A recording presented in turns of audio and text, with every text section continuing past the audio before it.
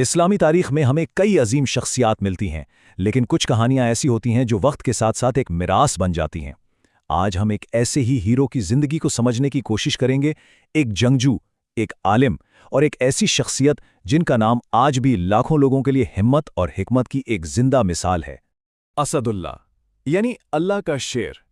صرف یہ ایک لقب ہی ان کی پوری شخصیت کا خلاصہ کر دیتا ہے۔ ان کی بے مثال بہادری اور ان کے گہرے ایمان کی کہانی دراصل اسی نام سے شروع ہوتی ہے۔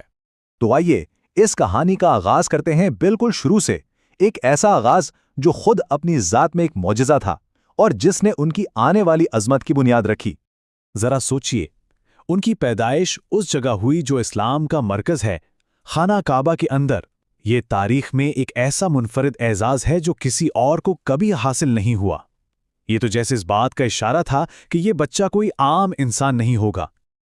اور پھر جب اسلام کی دعوت عام ہوئی تو یہ صرف ایک کم عمر لڑکے تھے، لیکن جس وقت بڑے بڑے اور سمجھدار لوگ ہچکچا رہے تھے، انہوں نے بنا کسی شک کے پورے یقین کے ساتھ اس پیغام کو قبول کیا۔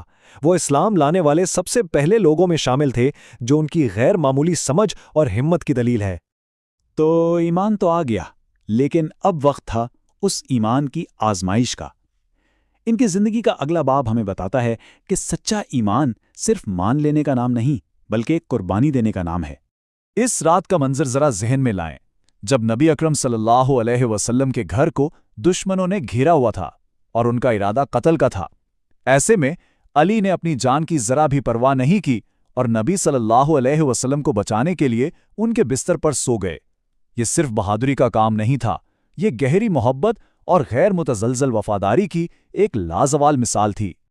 اور یہ ہمت اور جرت کسی ایک واقعے تک محدود نہیں تھی، چاہے جنگ بدر کا میدان ہو یا جنگ احد کی مشکل گھڑی، جب بہت سے لوگوں کے قدم اکھڑ گئے، وہ ایک چٹان کی طرح ڈٹے رہے۔ ان کی موجودگی ہی مسلمانوں کے لیے ایک حوصلہ تھی۔ اچھا، اب ان کی شخصیت کے دو بہت اہم ستونوں پر بات کرتے ہیں، ایک طرف ان کی طاقت اور دوسری طرف ان کی حکمت۔ یہی دو چیزیں مل کر ان کی مکمل تصویر بناتی ہیں۔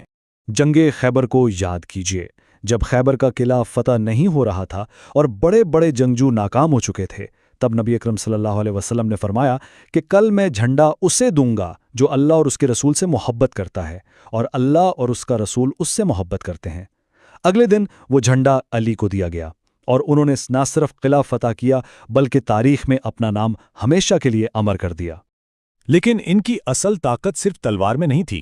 نبی اکرم صلی اللہ علیہ وسلم کا یہ مشہور فرمان کہ میں علم کا شہر ہوں اور علی اس کا دروازہ ہے، ان کی شخصیت کے دوسرے اور شاید زیادہ گہرے پہلو کو ہمارے سامنے لاتا ہے، اور وہ پہلو ہے علم اور حکمت کا۔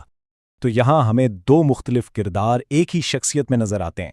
ایک طرف وہ بہادر جنگجو جن کی تلوار سے باطل کانپتا تھا، اور دوسری طرف وہ گہرے عالم جن کے الفاظ اور فیصلے آج تک لوگوں کی رہنمائی کر رہے ہیں۔ اب ہم ان کی زندگی کے آخری اور شاید سب سے مشکل دور کی طرف آتے ہیں۔ یہ وہ وقت تھا جب انہیں قیادت کی ذمہ داری ملی، اور یہ ذمہ داری پھولوں کی سیج نہیں تھی۔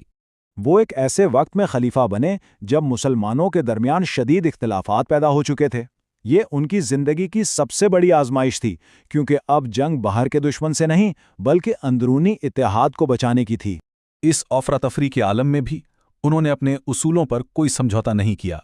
انصاف ان کے لیے سب سے اوپر تھا، امیر ہوں یا غریب، سب کے لیے ایک ہی قانون۔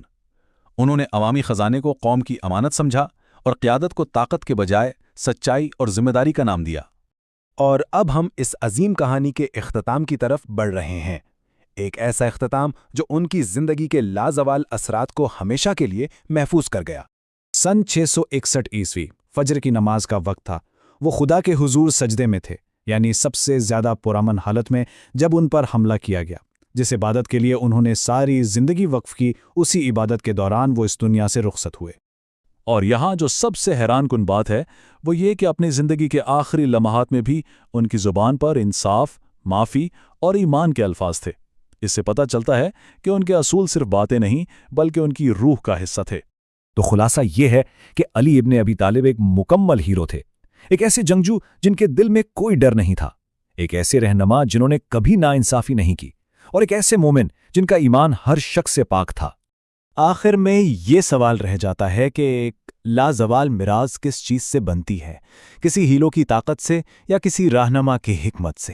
شاید علی ابن ابی طالب کی زندگی ہمیں یہی سکھاتی ہے کہ حقیقی عظمت ان دونوں کے ملاپ سے جنم لیتی ہے، ایک ایسا شیر جس کے سینے میں ایک عالم کا دل دھڑکتا ہو۔